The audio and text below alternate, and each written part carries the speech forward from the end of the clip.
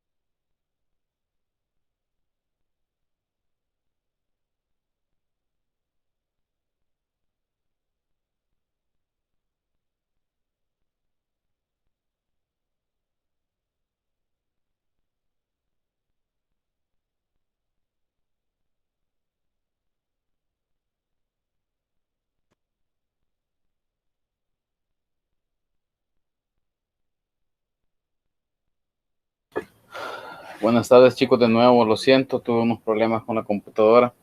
Ahora vamos a hablar acerca de la planeación de la auditoría. Dentro de la planeación de la auditoría está la evaluación del control interno. Dentro de la evaluación del control interno está el diagnóstico sobre los 3 tipos de riesgos que se pueden dar en auditoría.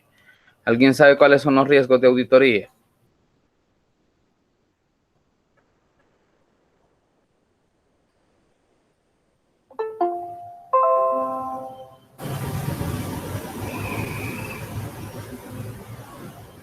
Ajá. El de emitir o dar una información errada. ¿Y ese cómo se llama?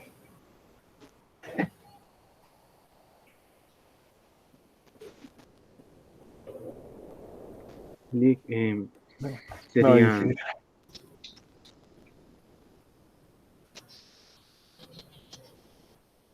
Ajá. no serían el riesgo inherente, Uh-huh. el riesgo de control y el Sí. riesgo de detención. En efecto, Miguel.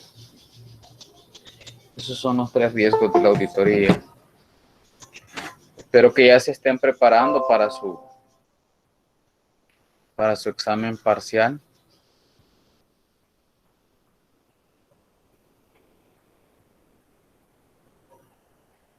Es el próximo martes.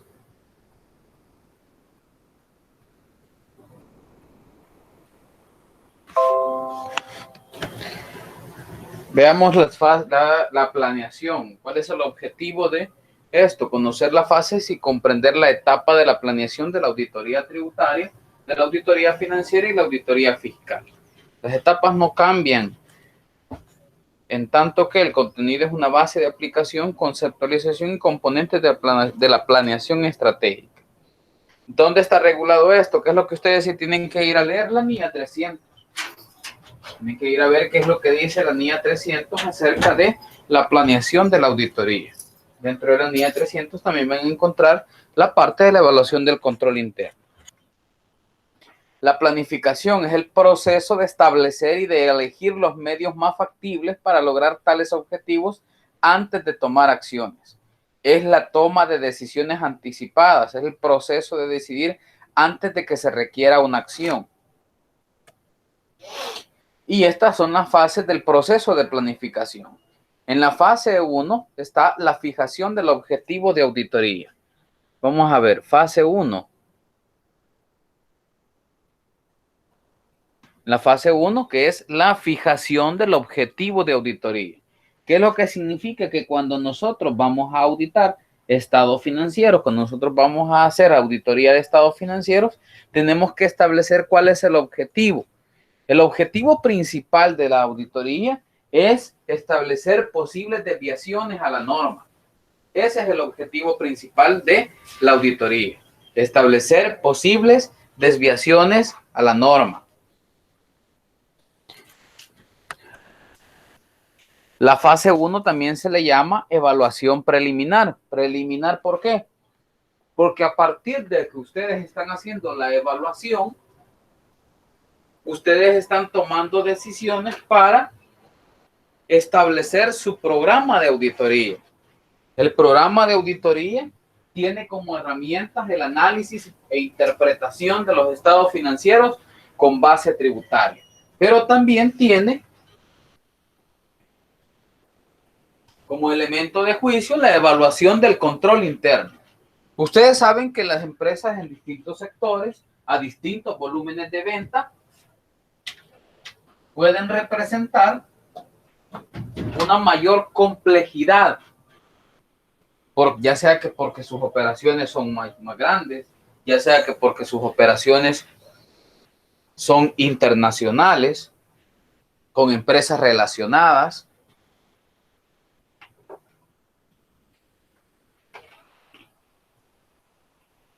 Entonces, por eso mismo se requiere que haya una evaluación preliminar,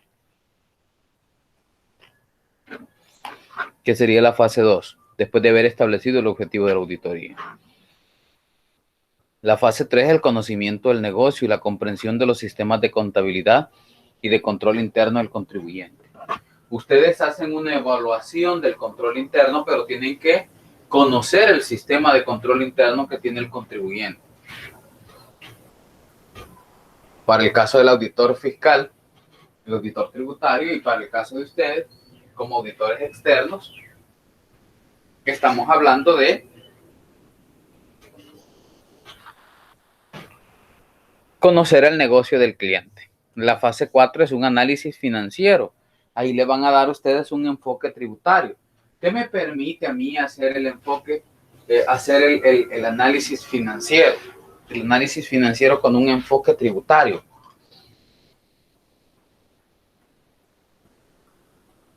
El análisis financiero con un enfoque tributario me permite a mí modelar, consignar, analizar cuál ha sido el comportamiento de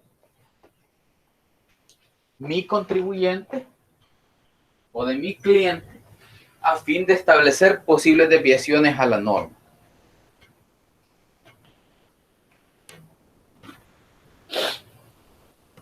La fase número 5 es el estudio y evaluación del control interno ya en sí. La fase número 6 es la determinación de los riesgos de auditoría. ¿Cómo yo puedo determinar los riesgos de auditoría? ¿Cuáles son los elementos de juicio para yo poder determinar los riesgos de auditoría? Yo tengo elementos para determinar riesgos de auditoría cuando yo ya he hecho el análisis o la evaluación del control interno. Y puedo yo, así como en la cadena de suministros de Michael Porter, decir, aquí puede darse el caso de que no se registren los inventarios. Aquí puede darse el caso de que se pierdan los inventarios. O podría decir yo que las operaciones realizadas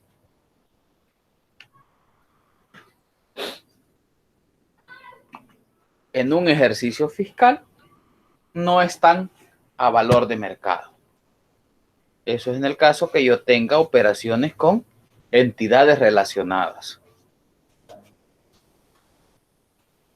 Así de que uno de los retos que ustedes tienen es aprenderse los métodos de la OCDE para establecer los precios de mercado. Y la fase número 7 es la determinación de las áreas críticas de interés fiscal. ¿Por qué le interesa al auditor privado la determinación de las áreas críticas? Porque recuerden que ustedes como auditores privados van a dar fe de lo que se ha presentado en los estados financieros.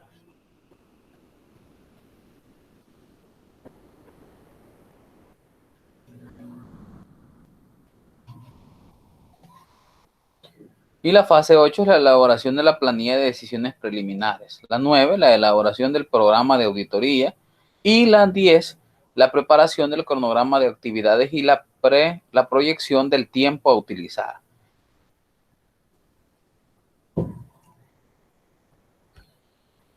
Esas son las fases del proceso de la planificación de la auditoría. La fase 1, la fijación del objetivo de la auditoría, elemento, verbo, el qué, cómo y para qué. El qué hicieron, cómo lo hicieron y para qué. El punto de partida en el proceso de planificación de la fiscalización es la definición del objetivo que se persigue con la auditoría. La fase 2 es la evaluación analítica preliminar, es decir, la obtención de información relevante. ¿A qué se dedica la empresa? ¿Cuántos años tiene que estar en el mercado? ¿Cuáles son los productos que vende? ¿A dónde los vende? ¿Cuáles son sus políticas de cuentas por cobrar? ¿Sus políticas de cuentas? ¿A qué políticas están expuestos en la parte de las cuentas por pagar? Porque recuerden que las cuentas por pagar depende de las políticas del proveedor, no del cliente, pero en base a los análisis también podría decirse que de alguna manera el cliente antepone sus intereses. La 3 es el conocimiento del negocio y la comprensión de los sistemas de contabilidad y del control interno. Esto requiere del conocimiento en general de cómo opera todo el negocio. Comprender los sistemas de control que utiliza el contribuyente investigado. La fase 4 es el análisis financiero con un enfoque tributario. De tal manera que ustedes hacen un análisis vertical, que son las comparaciones que se hacen entre las cuentas que conforman el estado financiero perteneciente a un determinado ejercicio, y en este método se establece una relación porcentual de las cuentas respecto al rubro a que pertenecen o a otros relacionados con esto. Horizontal. Son comparaciones que hacen entre las cuentas y subcuentas pertenecientes a estos estados financieros que corresponden a distintos ejercicios. Ahora, ¿qué gano yo con hacer un análisis vertical? Cuando yo hago un análisis vertical, ustedes saben que tomo como fuente, en el caso del estado de resultados, las ventas, los ingresos totales. Entonces yo digo las compras sobre los ingresos totales, y yo voy viendo la representatividad de las compras sobre los ingresos totales. Es decir, qué parte de los ingresos totales está compuesto por las compras, qué parte de los costos totales se han consumido de los ingresos totales. Eso me da a mí un parámetro para determinar cuáles son las posibles áreas de riesgo. Ahora, cuando yo lo hago comparativo en el análisis horizontal, lo que me permite verificar es las desviaciones de una cuenta con otra.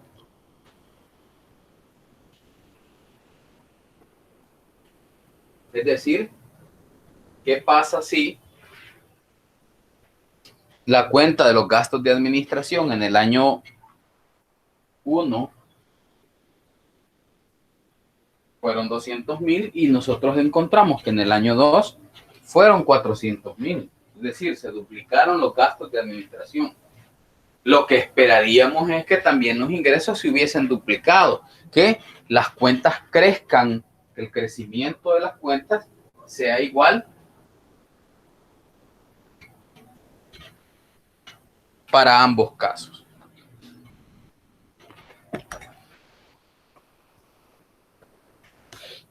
De componentes consiste en relacionar entre sí diferentes cuentas contables que por su naturaleza pueden ser utilizados por los contribuyentes al registrar sus operaciones, que bien podrían revelar algunas operaciones omitidas de declarar o no reconocidas, ya sea como productos o ingresos. Veamos el análisis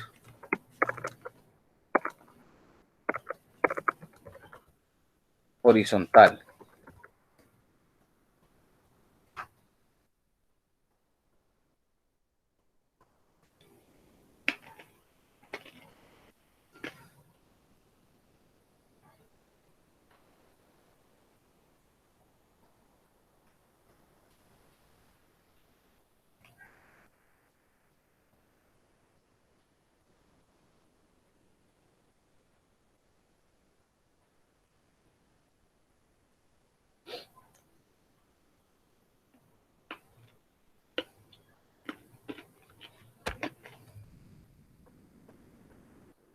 Veamos. Las ventas de la empresa XYZ S.ADCB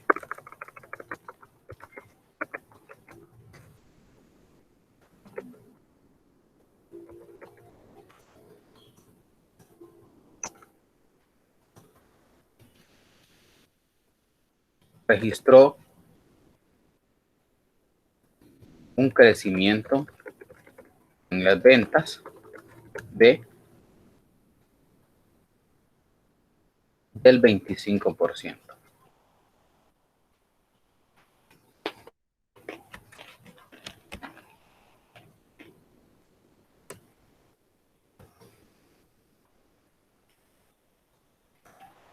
Siendo las ventas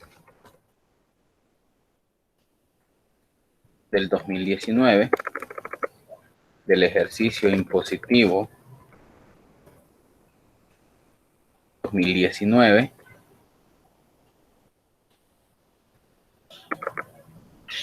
$500,000.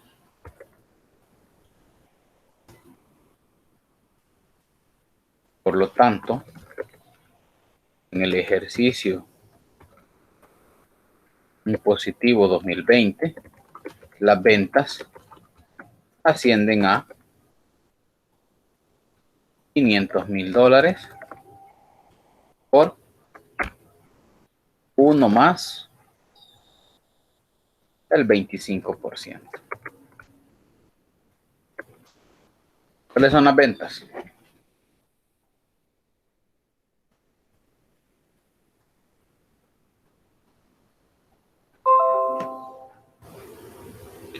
Ajá.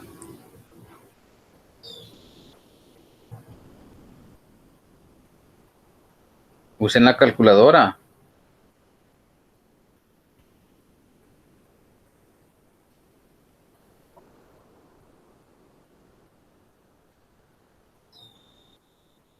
$625,000. 600. 25,000.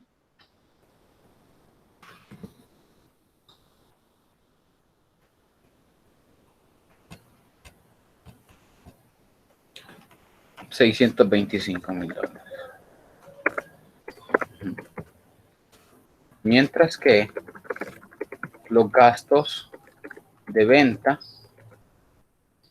fueron en el 2019 de $150,000. Mientras que en el 2020 ascendieron a $250,000.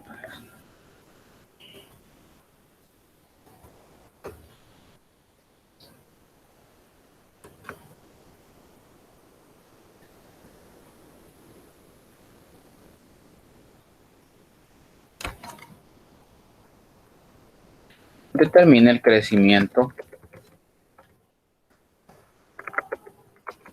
horizontal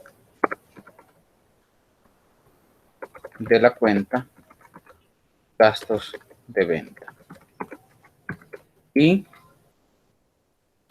diga si hay riesgo. Para determinar el crecimiento de una cuenta, el porcentaje, eso es P1 menos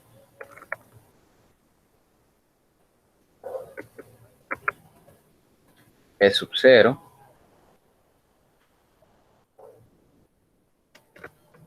entre P sub 0. ¿Qué significa? Que tenemos 250,000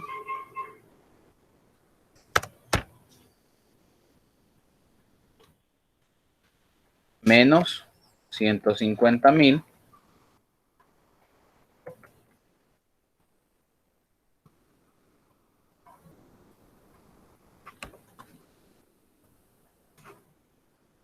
entre 150. Entre 150.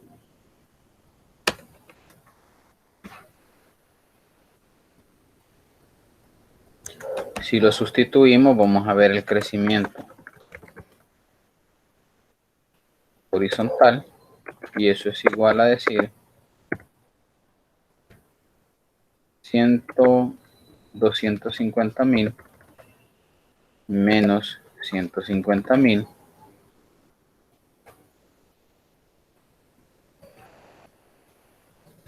entre 150,000. ¿Cuánto les da el crecimiento de la cuenta? 0.67 aproximadamente.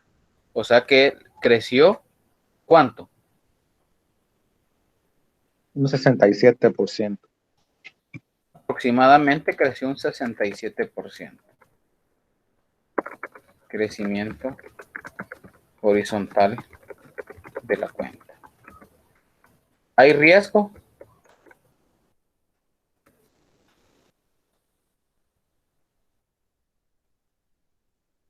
¿Ven ustedes que puede haber riesgo? Sí, porque no es proporcional el incremento de del gasto de ventas con los ingresos. O sea, desproporcional. Si los Ahí ingresos es. aumentaran un 25%, eh, teóricamente tendría que aumentar un 25% los gastos de venta. Y en este Pues caso sí, lo que sean tú más de esperas es que duplicado. cuando tú vendes más, también te aumenten los gastos de venta. Ahora, los gastos de venta allá posiblemente aumenten porque aumentan las comisiones. A medida que vos vendes más, hay mayor valor monetario de comisiones. Pero si ustedes se fijan, las empresas nunca van a poner tasas de comisión tan altas que terminen haciendo deficiente la empresa.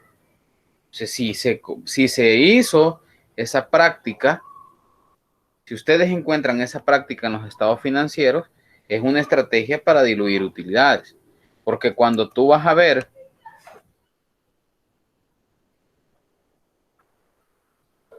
entonces la respuesta, si hay riesgo, hay una cuenta crítica, que es los gastos de venta. Y en el análisis que ustedes hacen, se dan cuenta que muchos empleados son familiares de los socios que no llegan a trabajar, pero que reciben un salario.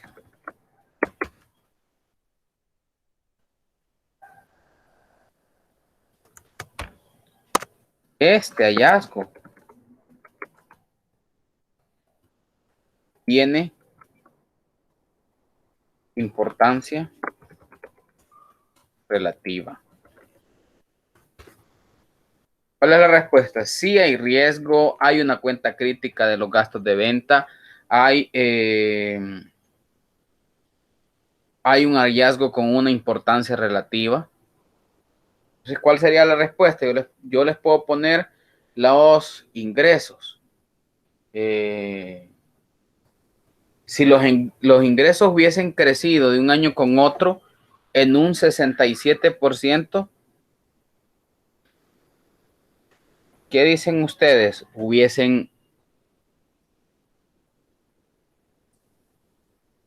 Tuviesen esa cuenta como crítica por un aumento del 67% en el nivel de ingresos.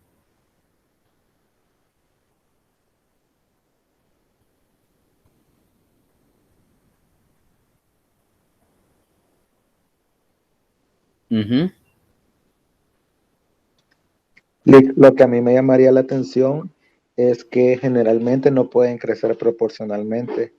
O sea, si los ingresos crecieron un 67%, el gasto tiene que crecer en una menor proporción porque a medida que aumentan los ingresos, aumentan las utilidades. En efecto. ¿Qué es lo que le están reclamando a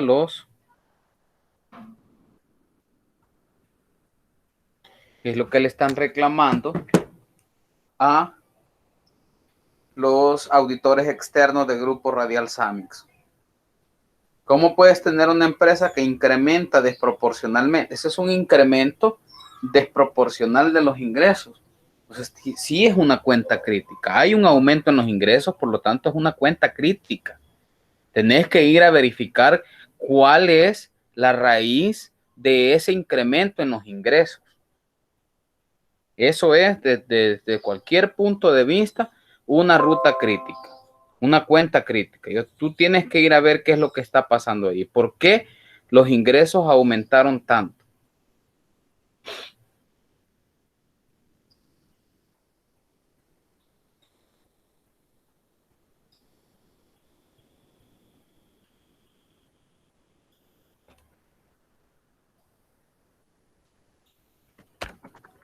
Paso 2.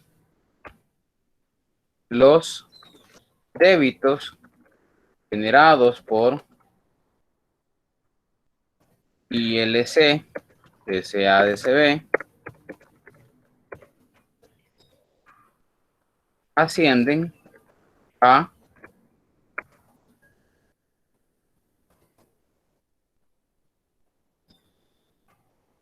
$500,000 en el ejercicio 2019. Mientras que los créditos ascienden a $600,000. Entonces, aquí lo que tú haces es un ratio. Tú dices débito sobre crédito. El ratio me dice que esto es igual a decir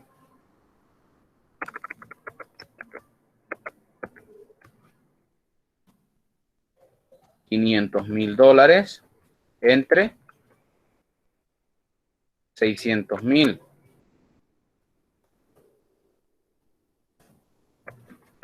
¿Cuánto les da eso?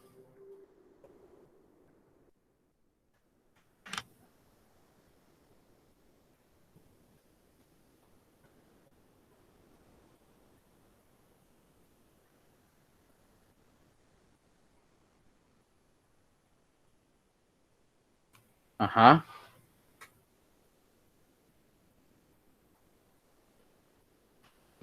0.83.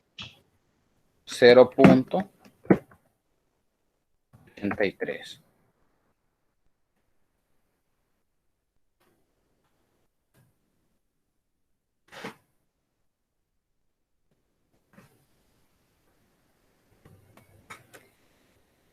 El análisis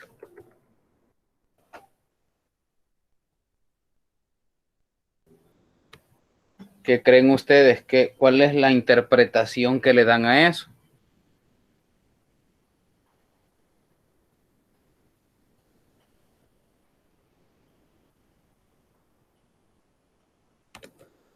Por cada dólar de compra se generan 0.83 centavos de débito.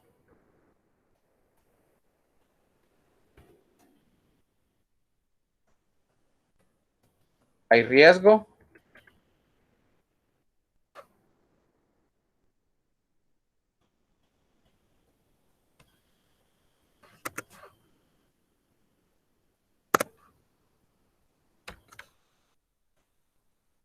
¿Ah?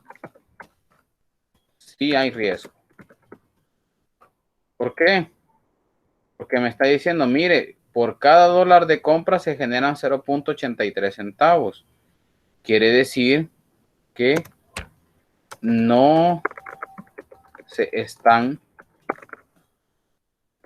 generando pagos de impuestos. Si le agregamos que la empresa tiene 10, vamos a ver.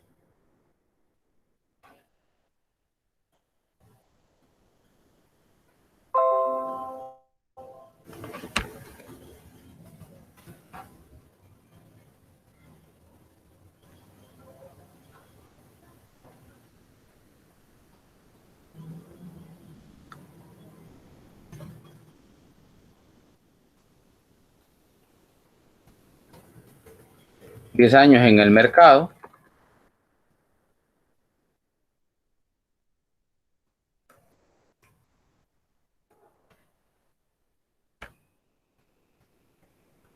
Las ventas y las compras son una cuenta crítica. ¿Qué significa que sean una cuenta crítica? Que tengo que ir a verificarlas. Tengo que ir a verificar que se estén documentando todos los ingresos. ¿Cuáles son los posibles motivos por los que el débito está por debajo del crédito?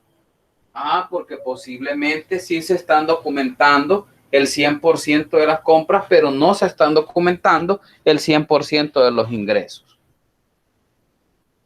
Y si la empresa no está viendo crecimiento y los socios están pensando en cerrar porque ven la situación de la empresa, pero los inventarios ya no los tienen, entonces significa que allí hay un riesgo.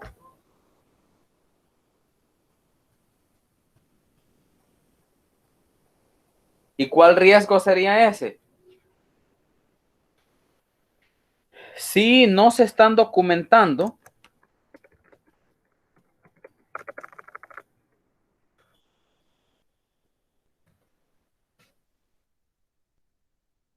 el riesgo sería el de control. ¿Por qué? Porque en el sistema de evaluación, de la evaluación de las operaciones, la evaluación del control interno, no hay mecanismos para garantizar que se estén grabando todas las operaciones comerciales que la empresa realiza.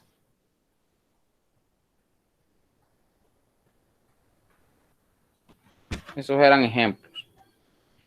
La fase 5, que es el proceso, el estudio y la evaluación del control interno. El estudio y la evaluación del control interno le proporciona al auditor tributario una base que le permite determinar el riesgo tributario que representa cada cuenta o componente que será sujeto de examen. Además, le proporciona un conocimiento de los controles en materia administrativa, financiera y contable del contribuyente. El enfoque de estudio y control interno dependerá de la complejidad y circunstancias específicas que presenten las operaciones de cada contribuyente.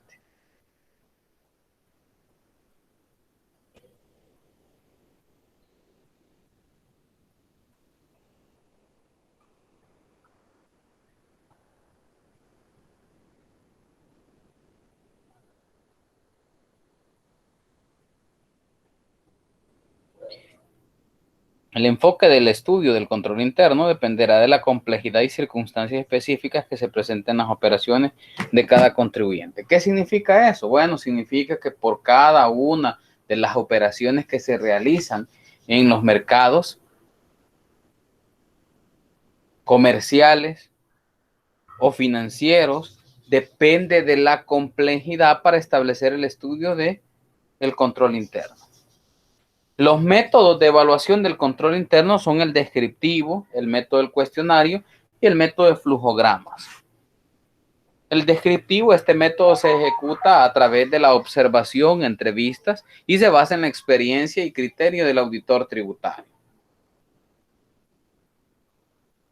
Para el caso del auditor tributario existe una herramienta del auditor del Ministerio de Hacienda que se llama punto fijo y va a observar, a preguntar si le dan factura, a efectos de discernir cualquier tipo de riesgo. El cuestionario, pues, comprende la elaboración previa de preguntas dirigidas a conocer funciones, métodos, procedimientos, políticas y procesos de las actividades económicas del contribuyente. Los flujogramas, su empleo es esencial en aquellas empresas que realizan sus operaciones por procesos o departamentos, siendo un método poco utilizado porque requiere el conocimiento de la técnica de diagrama de flujos. ¿Cuáles son los que más se utilizan? Los que más se utilizan son los primeros dos, y el que más se utiliza de estos dos, el descriptivo y el del cuestionario, es el del cuestionario. La fase 6 es la determinación de los riesgos de auditoría.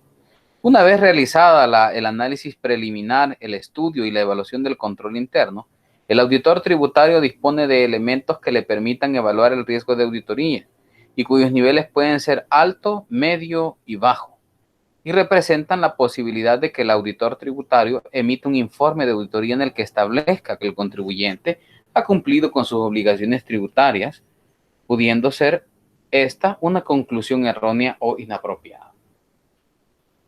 Y créanme lo que le pasa a muchos auditores. Y lo hacen sin algunos. La mayoría ya lo hacen con la malicia. Algunos lo hacen sin malicia de determinar que una empresa ha cumplido de manera satisfactoria con todas las obligaciones que el carácter de bien, es decir, que ha cumplido con todas las obligaciones formales. Algo que obviamente no siempre es cierto. ¿Por qué? Y les digo por qué. Porque muchas veces, cuando ustedes están auditando, van a ver un F14 y el F14 no tiene sello. En el caso de los antiguos y en el caso de los más recientes, el F14 solo lo hicieron en el DET, pero realmente no está pagado. O el auditor se delimita a irse a ver las partidas contables y no a ver el soporte. Como en la partida contable dice que pagué $500 de retenciones, entonces pagó los $500 de retención. No, no es así. La partida contable puede decir que pagaste $500. Pero tú tienes que irte a ver el soporte contable, el soporte en físico del pago que tú has hecho. Y el soporte no es precisamente la declaración del F14, porque el F14 se puede presentar sin pagarlo, al igual que la declaración de impuestos sobre la renta. La partida puede decir que pagó $20,000 de impuestos sobre la renta, pero después tú vas y dices, no, la empresa ha cumplido con todas las obligaciones formales. Pero resulta que de los $15,000 que le tocaba pagar de renta, pidió plan de pagos y solo pagó el primero. Todos los demás no los pagó. Es decir, que solo pagó el 10%.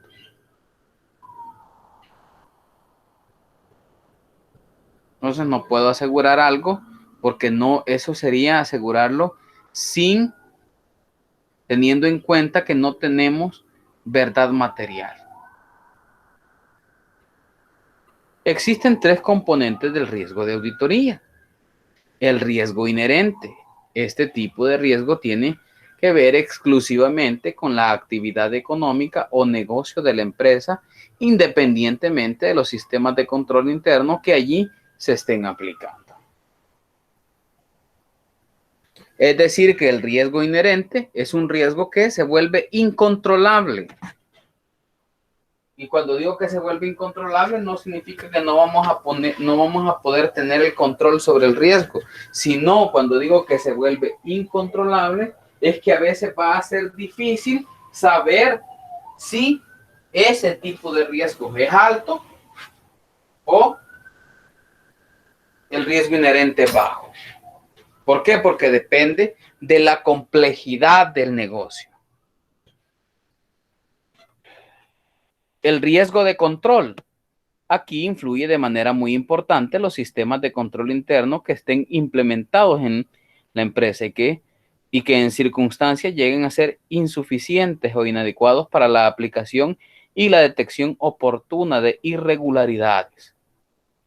Y de ahí existe el riesgo de detección. Este tipo de riesgo está directamente relacionado con los procedimientos de auditoría, cuando se trata de la no detección de la existencia de errores en un proceso realizado.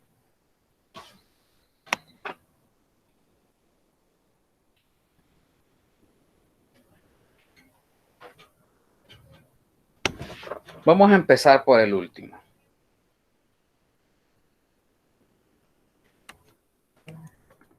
Riesgo de detección.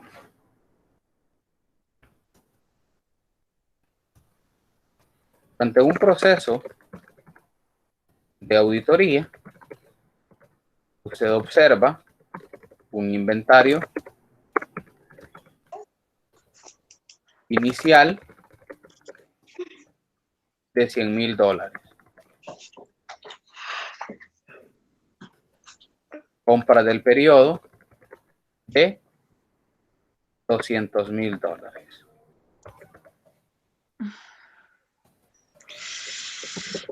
Y se me durmió la primera ahí. Un inventario final de $50,000.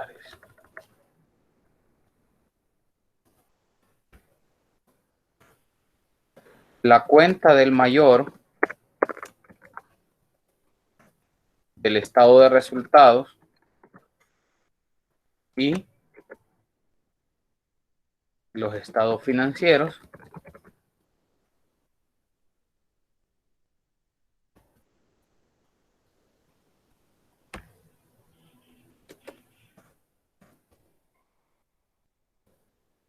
dicen que el costo de ventas es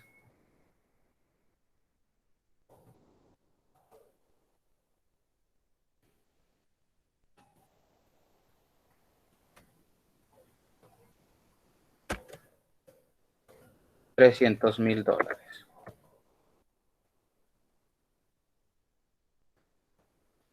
Durante su evaluación, usted como auditor obvió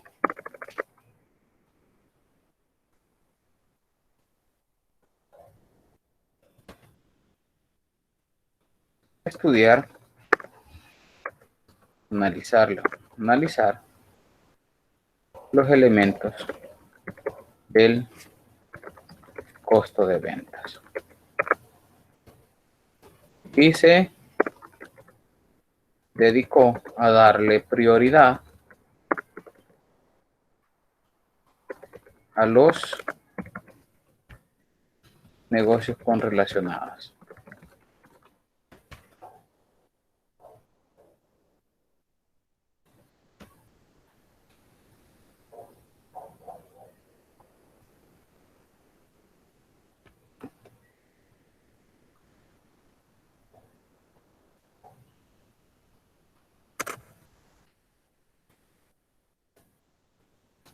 Determine el costo de ventas real de la entidad.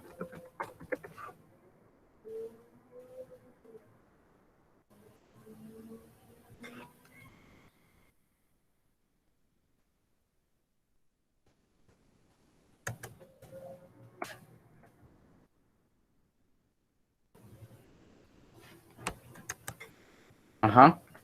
¿Cuál sería el costo de ventas? 250,000. 250,000. Y la empresa había declarado 300,000.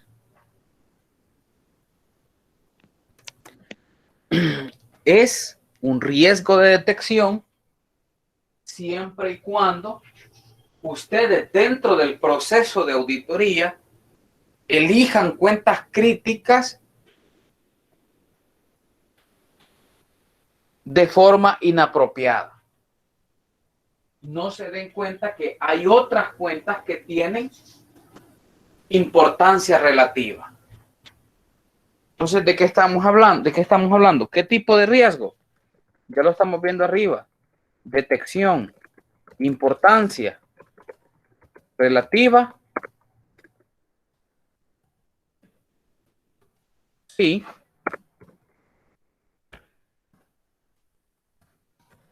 Costo de venta real.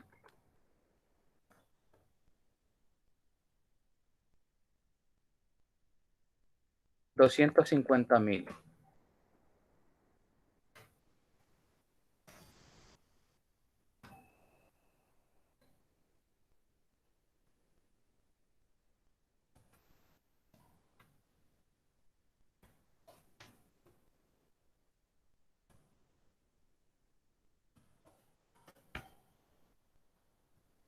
Error no detectado. 50,000. ¿De dónde salen los 50,000? De restarle a los 300,000 los 250,000.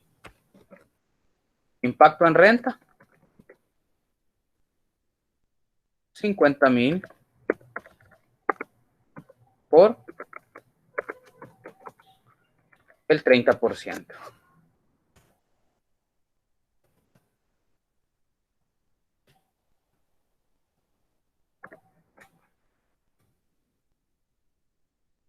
Riesgo de detección.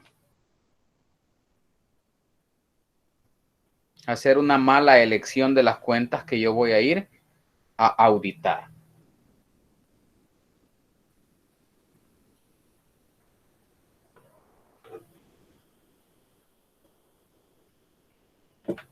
¿Se comprende el riesgo de detección?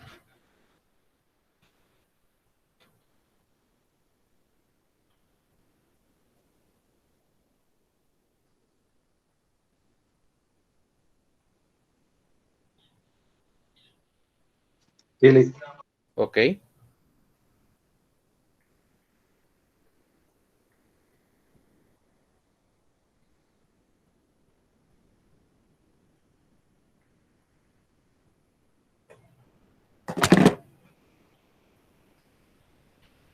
¿Cuál es el otro riesgo que tenemos? Riesgo de control.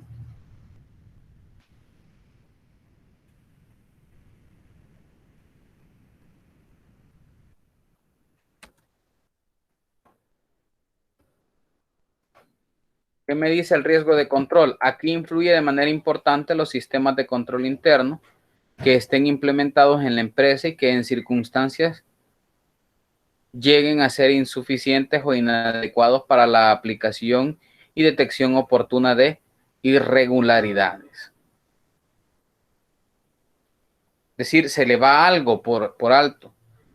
Se le va el hecho de que no se registran algunas operaciones. Eso es un riesgo de control. Usted es el auditor y verifica que las entradas y salidas de caja chica están siendo manejadas por Laura Paredes,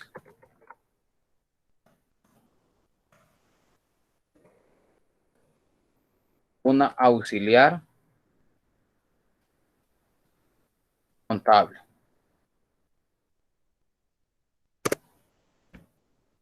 que no anota a quienes les da dinero para las operaciones del negocio, ni tiene respaldo físico de las compras que se realizan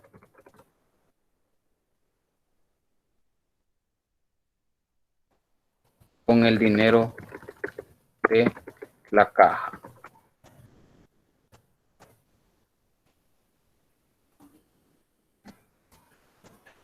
En su proceso de auditoría,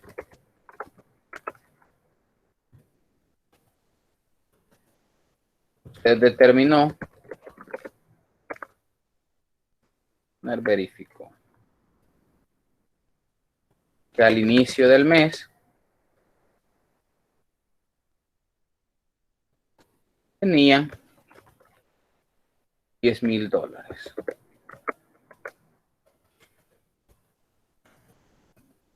Pero al final del mismo solo tiene 2,000.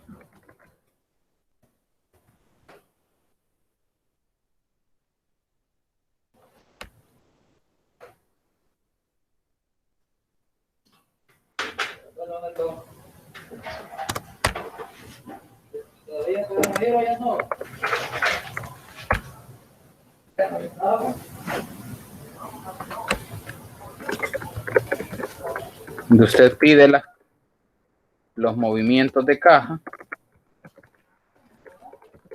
solo encuentra en la sumatoria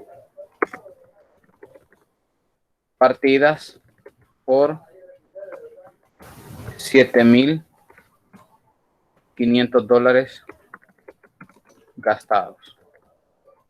y documentación soporte de 5,000.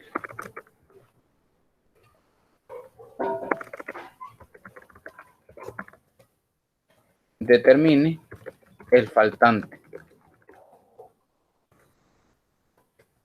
de caja. Ajá. ¿Cuál sería el faltante de caja?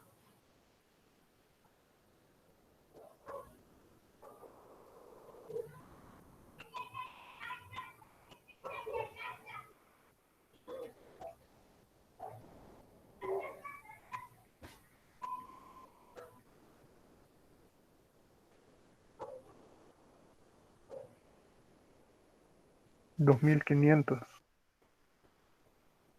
2,500. Ok.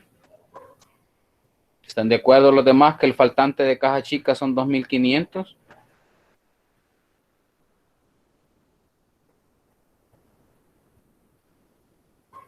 Carla.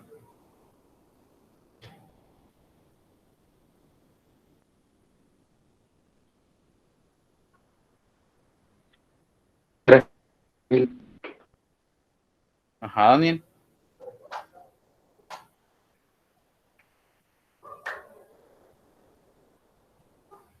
Porque de los 10,000 tiene 2,000 activos y tiene 5,000 con documento de soporte. Suman 7,000.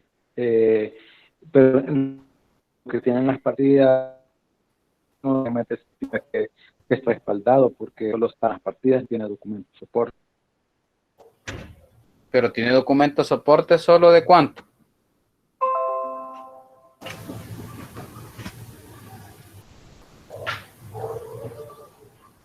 De 2,000.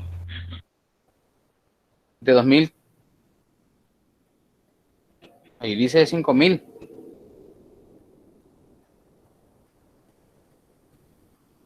¿Cuál es el faltante?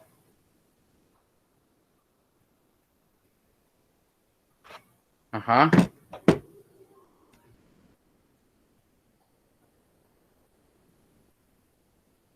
El papel aguanta con lo que le pongan.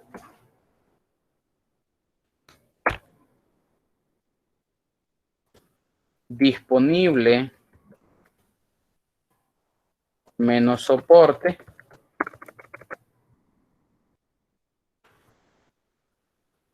menos lo soportado. Eso va a ser igual saldo real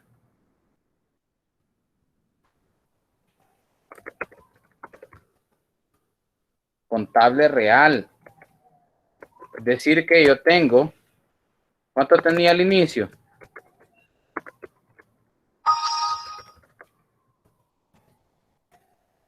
Ajá. 10,000.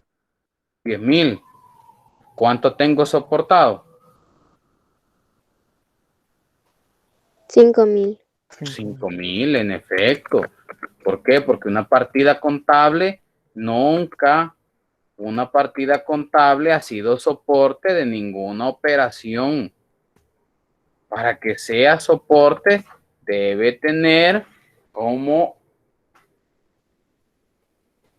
ayuda, como elemento de juicio, como elemento real, verdad material.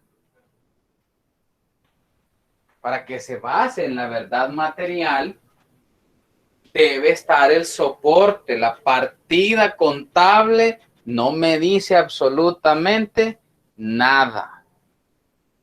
Ustedes pueden ir a encontrar una partida contable que dice sueldos y salarios, cargado con $50,000 y abonado el efectivo con $50,000, que se pagaron esos sueldos y salarios. Pero si ustedes no encuentran la documentación soporte, no le van a ir a creer al contador solo porque se echó la partida. En auditoría, ustedes lo que tienen que ir a verificar es la verdad material. Si yo digo tengo compras de 50,000, vaya, tiene compras de 50,000. Entonces, muéstreme las transacciones. Muéstreme los cheques con los que pagó los 50,000. No es que solo tengo las partidas, entonces no. A mí no me sirve de nada una partida.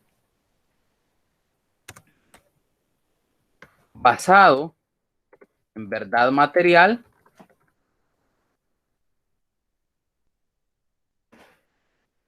no existe verdad para los $7,500.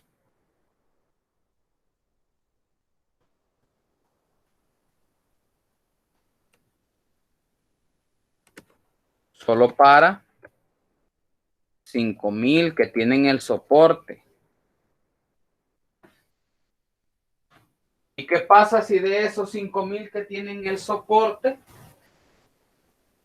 3,000 corresponden a gastos de viaje del representante legal? Y esos gastos de viaje, es decir, boletos que se compraron de la caja chica para los viajes del representante legal, y el representante legal se fue a Cancún a vacaciones. Entonces sí tenemos la partida contable, sí tenemos el soporte, porque ahí está el comprobante de crédito fiscal o la factura que le emitieron,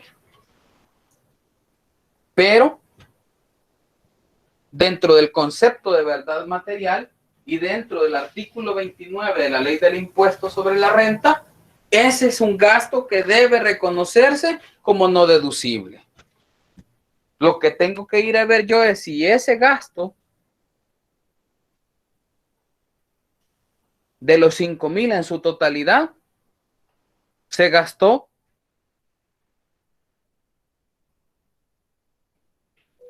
en actividades personales del representante legal.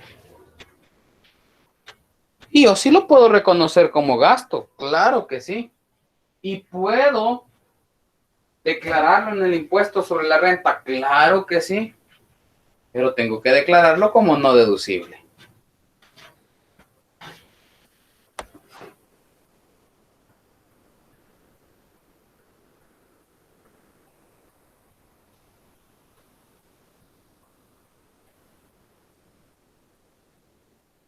¿Hay preguntas?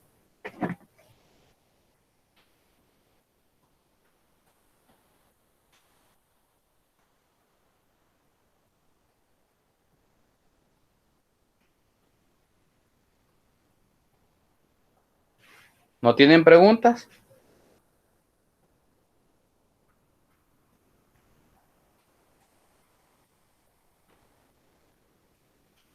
De mi parte no. Ok.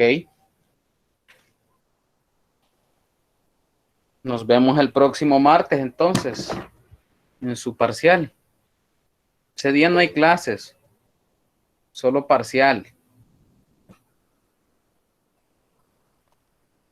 Lick, una pregunta. No sé si para esta materia va a ser igual. Lo que me he dado cuenta es que en algunas materias vamos a poder realizar el parcial únicamente en la hora de clases. En teoría sí, pero cuando alguno de ustedes tiene problemas, me dice no pude entrar porque llegué tarde a la casa, lo que les recomiendo es abrir el link y cuando lleguen a la casa, responder el parcial porque no se cierra. Sí, pero si aún así no pueden, pues me dicen y yo les mando el link para que puedan hacer el parcial. Ok, gracias. Quedémonos Gracias, ahí Lick. entonces. Bueno.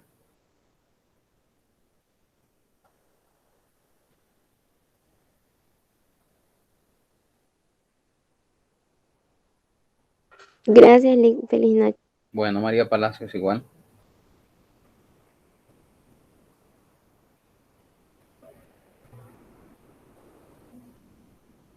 Gracias, Lick. Buenas noches. Buenas noches, Catherine. Buenas noches, Lick. Muchas gracias. Nos vemos. Muchas gracias.